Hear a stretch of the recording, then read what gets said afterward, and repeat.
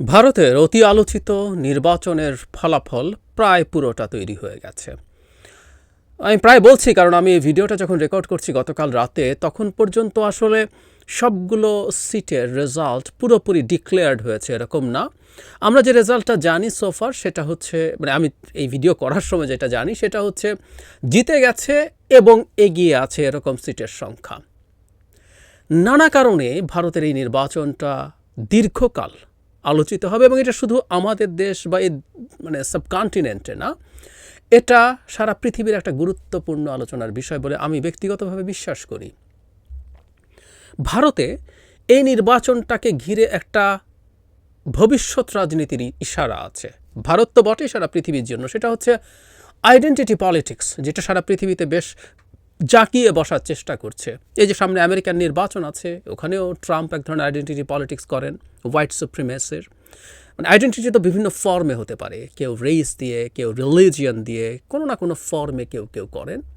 আমরা জানি ইউরোপের মতো জায়গায় এখন রাইটিস্ট আইডেন্টিটি পলিটিক্স মাথাচাড়া দিচ্ছে। খুবই অতি লিবারেল যেসব দেশ পরিচিত ছিল, নেদারল্যান্ডস, সুইডেন, ইভেন জার্মানিতে। সো এই এই এই যে আলোচনাটা আছে, সেই আলোচনার একটা পরীক্ষাগার, এবং সারা পৃথিবীতে যখনই আইডেন্টিটি পলিটিক্স নিয়ে আলোচনা হয়েছে, ভারত তার একটা গুরুত্বপূর্ণ উদাহরণ হিসাবে আমাদের সামনে এসছে। সেটা আসলে কেমন করলো, গুরুত্বপূর্ণ প্রশ্ন। কারণ আমরা জানি এই প্রথমবারের মতো বিজেপি ন্যাশনাল ইলেকশনে আইডেন্টিটিকে, ধর্মকে, মানে বিজেপির আইডেন্টিটি পলিটিক্সটা হচ্ছে ধর্ম। ধর্ম বললেও সঠিক বলা হয় না, আসলে ও হিন্দুত্ববাদের কথা বলে, কিন্তু আসলে সে হিন্দুকে এক্সক্লুড করে। বিশেষ হিন্দুদের নিয়ে তার রাজনীতি এক্সক্লুড করে, মানে হচ্ছে দলিতরা তো হিন্দু, তারা দলিতকে কিন্তু তাদের পার্ট করেনি। মুসলমানদেরকে যেমন মাংস পাওয়ার জন্য পিটিয়ে মারা হয়েছে, তেমনি দলিতরা, যাদের একটা গ্রুপ গরুর চামড়া নেয়, যারা ওটা ট্যান করে, চামড়া তৈরি করে, গরুর চামড়া পাওয়ার জন্য দলিতকে পিটিয়ে মারার ঘটনাও ভারতে আছে। সে খ্রিস্টানদের বিরুদ্ধে বিভৎসতা দেখায়। ত্রিপুরাতে কিছুদিন আগে মেইতি যারা হিন্দু, তাদের সাথে নাগা এবং কুকিদের যে মারামারি হলো যারা খ্রিস্টান, সেখানেও কিন্তু একই রকম ব্যাপার। সো শুধুমাত্র হিন্দু, মানে সে শুধু হিন্দুকে না, মানে হিন্দুকেও ইনক্লুড করেনি, অন্যরা তো এক্সক্লুডেড, মুসলিমরা, খ্রিস্টানরা, বুদ্ধিস্টরা সবাই তো এক্সক্লুডেড বটেই, হিন্দুদের একটা বিরাট অংশ এক্সক্লুডেড। সুতরাং এই রাজনীতি সে করছে, এবং সেই রাজনীতি করে পরপর দুটো টার্মে সে জিতেছিল। যদিও সেই দুটো টার্মে আমি বলছিলাম যেটা আইডেন্টিটিকে ওভাবে সামনে আনা হয়নি বা আনতে হয়নি।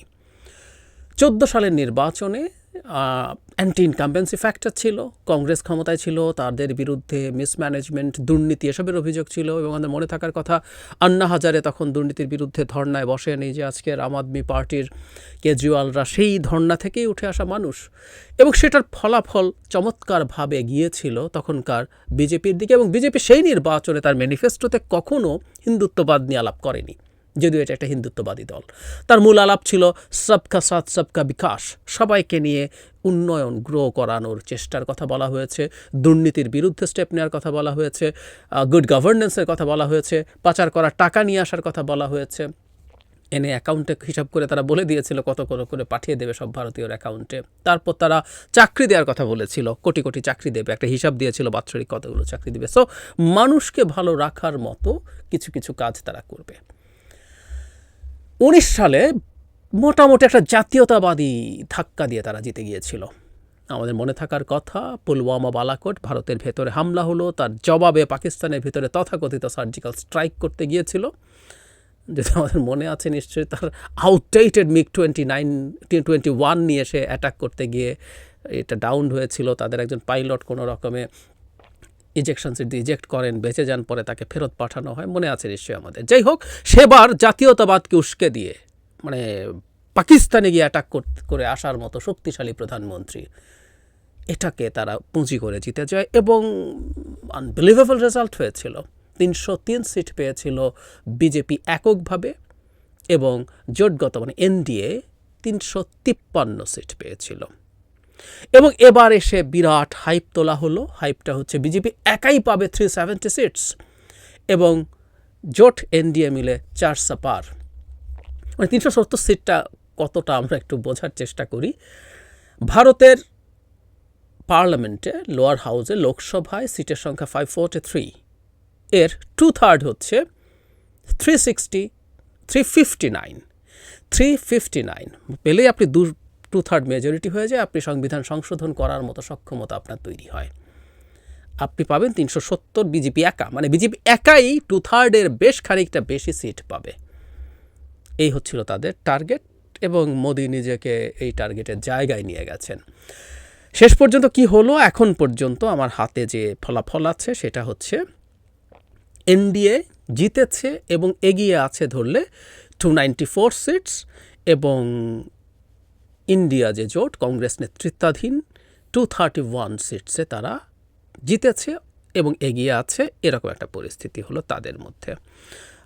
পার্টি অনুযায়ী যদি বলি, বিজেপি 241 সিটসে জিতে আছে অথবা এগিয়ে আছে, কংগ্রেস 99 সিটসে জিতে আছে অথবা এগিয়ে আছে। এর মধ্যে আরও দু একটা দল খুব সিগনিফিক্যান্টলি ভালো করেছে। সমাজবাদী পার্টির কথা আমরা জানি, উত্তরপ্রদেশের Trinamool Congress 29 seats out of 42 তারা জিতেছে। এরকম একটা ফলাফল, আমি ফলাফল নিয়ে আসছি পরে। তার মানে এই মুহূর্তে এটা খুব স্পষ্ট হয়ে গেল, 370 দূরে থাকুক 272 এর ম্যাজিক্যাল ফিগার। দ্যাট মিনস আপনি এককভাবে সরকার গঠন করার মতো যে মেজরিটি, জেনারেল মেজরিটি, সেটাও আপনি পাচ্ছেন না। সব কিছু হলে আপনার এই ভিডিওটা যখন দেখবেন তখন এগুলো নিশ্চিত হয়ে গেছে, 2-4টা সিট এদিক সেদিক হতে পারে, 41 জায়গায় 50টা হতে পারে, স্টিল 22 শর্ট থাকছে তাদের। সুতরাং বিজেপি এবার এককভাবে সরকার গঠন করার মতো অবস্থায় নেই। যেটা স্পষ্ট হয়ে গেল সেটা হচ্ছে বিজেপিকে একটা জোট সরকার তৈরি করতে হচ্ছে। এই নির্বাচনে জিতলো কে, হারলো কে, এই আলাপগুলো প্রতিটা নির্বাচনের পর তো হয়ই। বিজেপি আনন্দ করছে, তারা জনাব মোদি, আমি ভিডিও করার আগেই দেখলাম যে তার একটা স্পিচ দিয়েছেন, সেখানে তিনি বলছেন এই দ্বিতীয়বারের মতো ইতিহাসে, এর আগে জওহরলাল নেহেরু 3 বার পরপর প্রাইম মিনিস্টার হয়েছিলেন, এবার উনি সরকার গঠন করবেন, হবেন, ইত্যাদি ইত্যাদি বলা হচ্ছে, বলবেনই। কিন্তু বিজেপির জন্য যে টার্গেট উনি সেট করেছিলেন তার আশপাশেও যাওয়া যায়নি, এবং এর আগে দুবারই 14 সালেও বিজেপি একক সংখ্যাগরিষ্ঠতা পেয়েছিল, উনি সেটা পেলই, এবার সেটাও পাওয়া গেল না। অ্যাপারেন্টলি মনে হচ্ছে, অ্যাপারেন্টলি বলছি, বিজেপি সরকার গঠন করবে, কিন্তু এখানে একটা কিন্তু আছে। কিন্তুটা হচ্ছে উইচ ইজ ভেরি ইন্টারেস্টিং। দুজন মানুষকে নিয়ে প্রচুর আলাপ হচ্ছে। একটা হচ্ছে অন্ধ্রপ্রদেশের একটা party, TDP, Telugu Desam party, Chandrababu Naidu, পুরনো খেলোয়াড়, আবার মারাত্মকভাবে ফিরে আসলেন, তার হাতে 16টার মতো সিটে জিতে আছেন বা এগিয়ে আছেন। আরেকটা হচ্ছে নীতিশ কুমার, বিহারের জেডিইউ, জনতা দল ইউনাইটেড। নীতিশ কুমারের হাতেও বেশ কিছু সিট আছে, এটার সংখ্যা হলো এরকমই, মানে 17-18-র মতো। তার মানে আমরা যদি ধরি দুজন মিলে 30-এর বেশি সিট, এটা এখনও নিশ্চিত না। 30, যদি আমরা কমপক্ষে 30ও ধরি, জাস্ট গ্রসলি যদি 30 ধরি, যে 30টা দুজন মিলে হবেই, এটা আরও বেশি হবে, কিন্তু 30টাও যদি ধরি, এদের যদি 293, 4, 5ও হয়, 295ও যদি হয়, 30 বাদ দিলে 265, মানে আপনার 272 চাইতে আপনি কমে গেলেন। দ্যাট মিনস এই দুইজন কোন দিকে যাবেন, তাদের সাথে কংগ্রেস বা ইন্ডিয়া জোট কথা বলছে, এরকম আলাপ আছে। এর মধ্যে চন্দ্রবাবু নাইডুর সাথে কংগ্রেসের যোগাযোগ হতেই পারে, যদিও ইন্ডিয়া জোটের সাথে চাইতে এনডিএর সাথে উনি অনেক আগে থেকে আছেন। কিন্তু নীতিশ কুমার ইন্ডিয়া জোটের মানে মূল কারিগরদের একজন। এই ভদ্রলোকের দল মানে জোট পাল্টানো নিয়ে, সমর্থন দেয়া নিয়ে হাসাহাসি আছে। উনি যখন তখন যে কোনো দিকে চলে যেতে পারে। উনি ইন্ডিয়া জোটের কোঅর্ডিনেটরও ছিলেন একটা সময়। এই ইলেকশনের মাসখানেক আগে উনি এনডিএ জোটে জয়েন করেছেন। যাই হোক, সরকার কে করবে কী করবে আমরা আজকে এই আলোচনায় না যাই। এই নির্বাচন নিয়ে নানামুখী বিশ্লেষণ হতে হবে, এবং আমি একাধিক ভিডিও করব। আজকে ফার্স্ট ইমপ্রেশনগুলো, যে আলাপটা আছে সেই আলাপটা নিয়ে একটু কথা বলতে চাই। ভারতে এই আলাপটা হচ্ছে, এই নির্বাচনে নরেন্দ্র মোদী হেরে গেছেন। আই রিপিট, নরেন্দ্র মোদী হেরে গেছেন। কারণ কি? এই প্রথমবারের মতো হিন্দুত্ববাদকে সামনে আনলেন, এবং উনি এমন সব বিভৎস কথাবার্তা বলেছেন মুসলিমদের বিরুদ্ধে। আমি প্রতিটা পর্যায়ে ভিডিও করেছি, ইলেকশনের দিন ভিডিও করেছি, যখন উনি সব অ্যান্টি মুসলিম, ইসলামোফোবিক রেটরিক ইউজ করতে শুরু করলেন তখন করেছি, তারপর আরও করেছি। মানে ওনার এই উন্মত্ত আচরণ আমাকেও আসলে ধারণা দিচ্ছিল ফলাফল এরকমই হবে, এবং আমি আমার ভিডিওগুলোতে একই রকম প্রেডিকশন করেছি যে তারা জোটগতভাবে জিতবে, তবে 300-র আশপাশে, 300-র নিচে থাকারই সম্ভাবনা বেশি। ঠিক এটাই বলেছিলাম।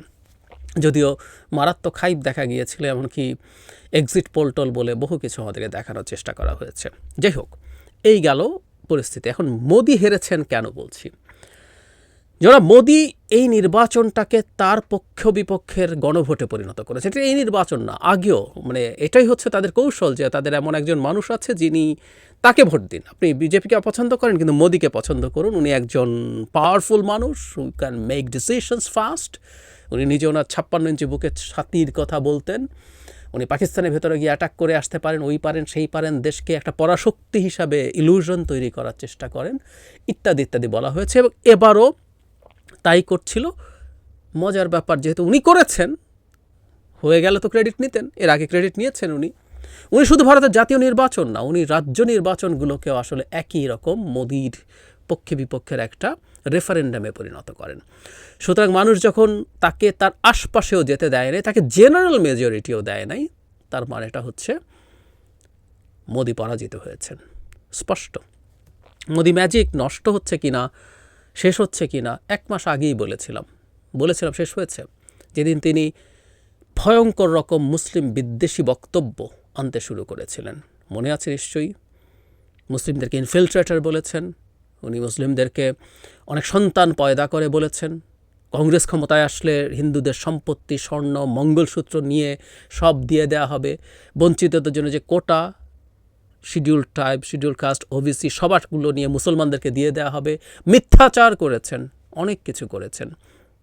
কংগ্রেসের ম্যানিফেস্টোতে যেটা নেই সেটাও উনি বলেছেন, আমি ধরে ধরে দেখিয়েছি, ইন্ডিয়ান পত্রপত্রিকায় ফ্যাক্ট চেক ছিল, আমার আগের ভিডিও যারা দেখেছেন তারা জানেন। এত কিছু করার পরও যখন এই পরিস্থিতি হয়, সুতরাং নিশ্চিতভাবেই বলা যায় মোদি হেরেছেন। এবং কয়েকটা খুব সিগনিফিক্যান্ট জায়গা আছে। উত্তরপ্রদেশ, যেই প্রদেশটা বিজেপিকে পরপর 2টো নির্বাচনে মারাত্মকভাবে সফল করেছে, গত নির্বাচনেও যেখানে 80টা সিটের মধ্যে 62টা বিজেপি একা পেয়েছে এবং সাথে জোট হিসাব করে 66টা সিট পেয়েছিল, সেখানে এবার সমাজবাদী পার্টি এবং কংগ্রেস মিলে মেজরিটি হচ্ছে, তাদের চাইতে বেশি সিট পাচ্ছে।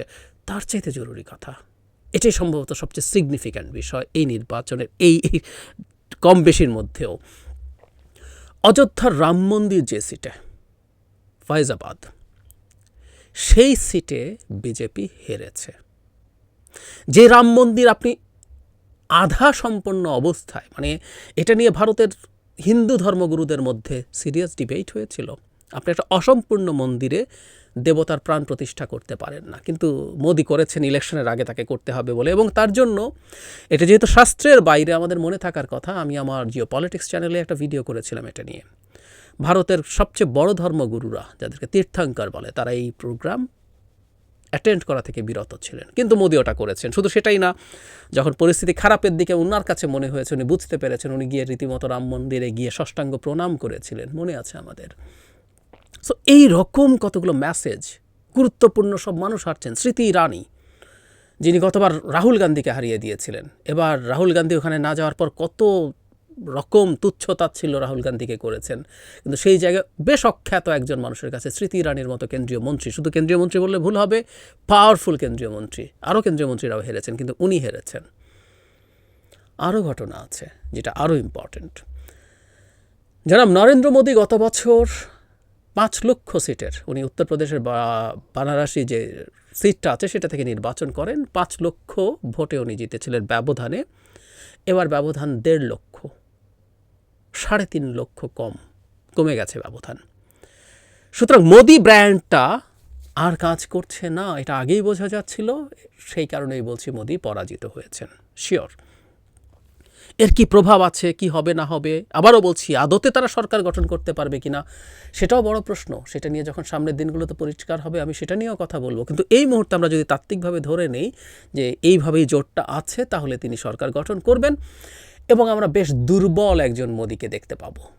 খুব স্বাভাবিক, তার শরিকরা কয়েকজন একসাথে হয়ে তার উপরে সমর্থন প্রত্যাহার করলেই উনি আর প্রধানমন্ত্রী নেই। এই যে উনি ভীষণ রকম শক্তিশালী একজন নেতার প্রতিমূর্তি তৈরি করার চেষ্টা করেছেন বিভিন্ন দিকে, এটা জাস্ট তার এই জনগণের যে ম্যান্ডেট পাওয়া সেটার ভিত্তিতে। উনি এককভাবে 303টা সিট পেয়ে গিয়েছিলেন গতবার।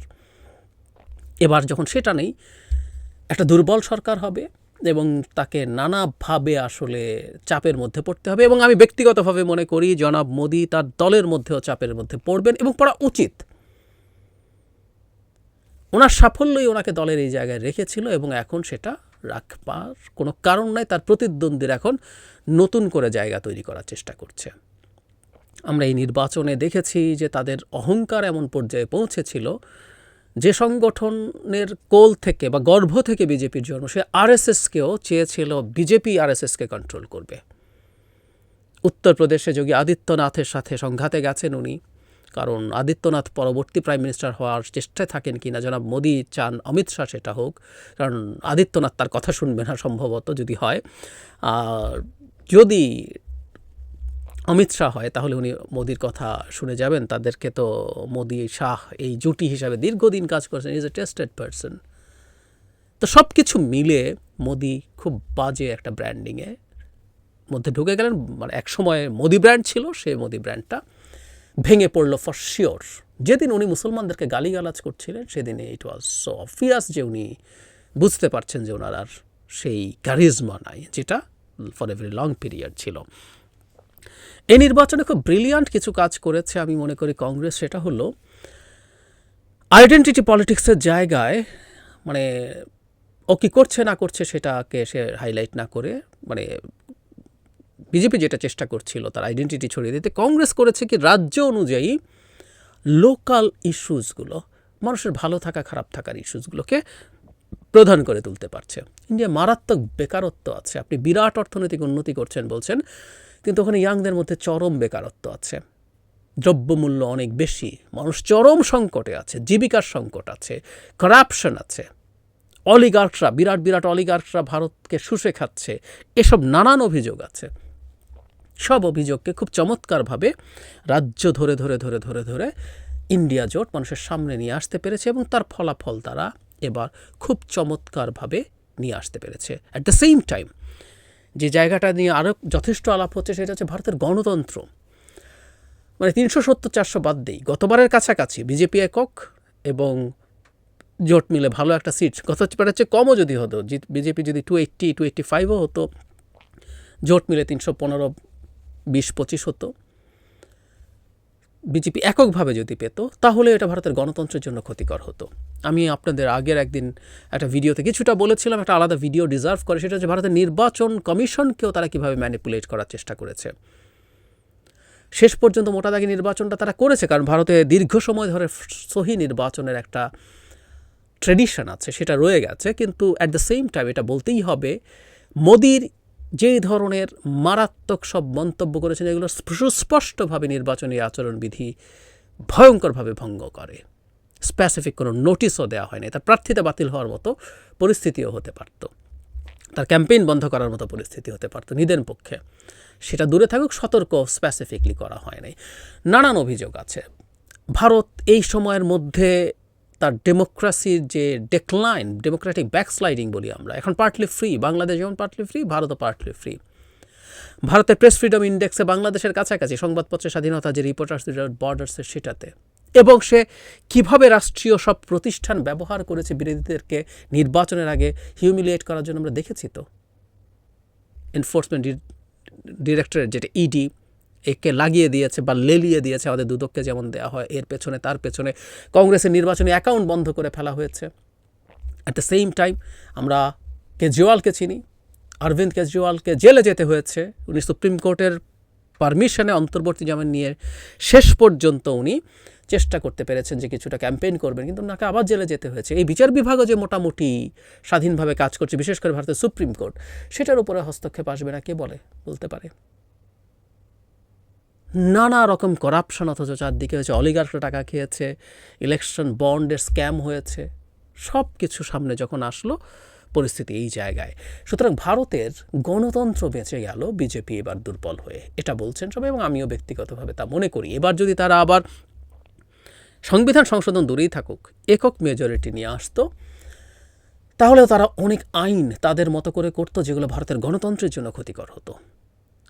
আর 2/3 হলে তো এটা আসলে একরকম বুমেরাং হয়েছে তাদের জন্য। যখন তারা সংবিধান সংশোধনের আলাপ এনেছে তখন কিন্তু এটাই পাল্টা ব্যবহার করেছে ইন্ডিয়া জোট, এবং এই কনস্টিটিউশনটাকে সেভ করাও প্রয়োজন। ফলে কনসাস সিটিজেনদের একটা পার্ট যারা বিজেপিকে ভোটও দিত শিক্ষিতদের মধ্যে, কিন্তু ওরা কনস্টিটিউশন চেঞ্জ করে এটাকে হিন্দু রাষ্ট্র বানিয়ে ফেলবো বা আরও কী কী চেঞ্জ হবে সেসব ভীতি যখন তার মধ্যে আসবে, সে এই জায়গা থেকে সরে আসারই কথা আছে এবং অনেকে এইভাবে সরে গেছে। সো ভবিষ্যৎ ভারতের ডেমোক্রেটিক ব্যাকস্লাইডিংটা নিশ্চিতভাবেই for the time being prevented হয়েছে বলা যায়।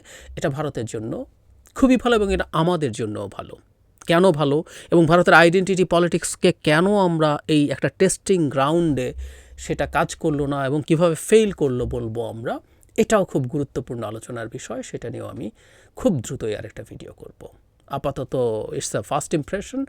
আরও সব আসুক তথ্য, এবং ভোটের পার্সেন্টেজ, পপুলার ভোট সোফার 5-6% কমে গেছে বলা হচ্ছে। সেটা কতটুকু কমে, কোন জায়গায় কী, কেন্দ্র রাজ্য আর কী হচ্ছে না হচ্ছে, এসব আমরা দেখব। ও একটা জিনিস যদি বলা যায়, আর একটা সিগনিফিক্যান্ট ফাইন্ডিং হচ্ছে ভারতের দক্ষিণাঞ্চলে তাদের কিছু সিট বেড়েছে, মানে জোটের, যে আমরা টিডিপির কথা বললাম, তেলেগু দেশম পার্টি, সে এখন বিজেপির জোটে আছে, সেদিক থেকে আছে। এবং কেরালায় তারা প্রথমবারের মতো একটা সিট পেয়েছে।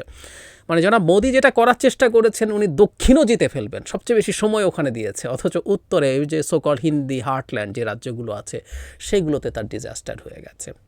এটা হলো তার মানে মারাত্মক রকমের মানে চেষ্টা যে আমি সব ভারতের সব দখল করে ফেলবো, হয়ে ওঠেনি। আসলে বিজেপি যে রাজনীতি করে সেটা দিয়ে এটা সম্ভব না। কেন সম্ভব না, কেন আইডেন্টিটি পলিটিক্সের এই ডিফিটটা আমাদের জন্য প্রয়োজন ছিল, শুধু ভারতের জন্য না, এই সাবকন্টিনেন্টের জন্য না, সারা পৃথিবীর জন্য, সেই আলাপ খুব দ্রুতই করছি আবার।